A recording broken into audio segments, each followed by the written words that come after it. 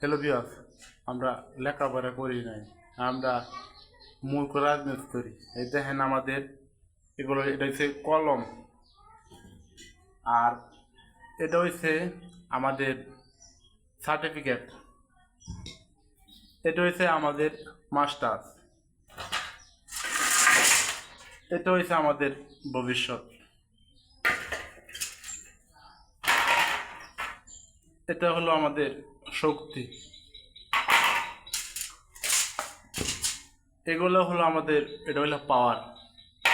এগুলা নিয়ে আমরা 10 থেকে 15 বছর ধরে কাজ করতেছি। সবসময় এগুলো দিয়ে আমাদের মরার আগ পর্যন্ত কাজ করতে হবে।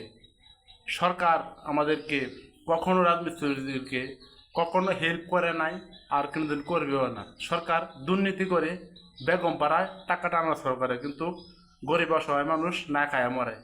এই কারণে আমাদের বাংলাদেশ কখনো উন্নত হয় না। সকলকে ধন্যবাদ ভিডিওটা দেখার জন্য।